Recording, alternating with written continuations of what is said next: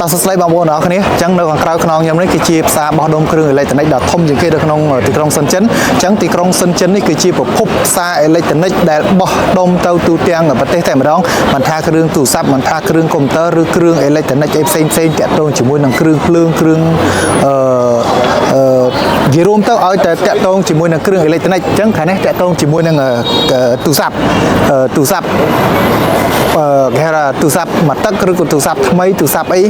នៅខាងហ្នឹងទាំងអស់ចំណែកខាងនេះគឺជាគេហៅថាគ្រឿងបណ្ដុំគ្រឿងបន្លាស់ទាំងអស់ទាំងទូរស័ព្ទទាំងកុំព្យូទ័រដូចជាគ្រឿងអេឡិចត្រូនិកគ្រប់ប្រភេទនៅក្នុងផ្សារហ្នឹងវាមានប្រមាណ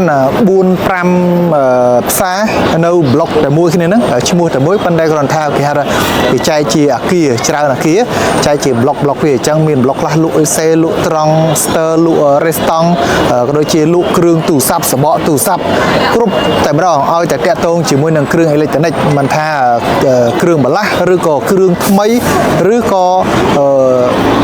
កន្លែងជួសជុលក៏មានដែរកន្លែងជួសជុលគឺធំមែនតើហើយធូរថ្លៃមែនតើនៅក្នុងប្រទេសចិនហ្នឹងអញ្ចឹងបើសិនជាបងប្អូនចង់ដឹងព័ត៌មានអាចតាក់ទងមកក្នុង page ឬក៏ក្នុង YouTube ឬក៏ក្នុង TikTok ឬមួយទៀតក្នុង Telegram អញ្ចឹងខ្ញុំមានផ្ដល់សេវាប្រឹក្សាយោបល់ដោយអត់មានគិតថ្លៃអញ្ចឹងសូមតាមដានទស្សនារបស់អ្នកគ្នា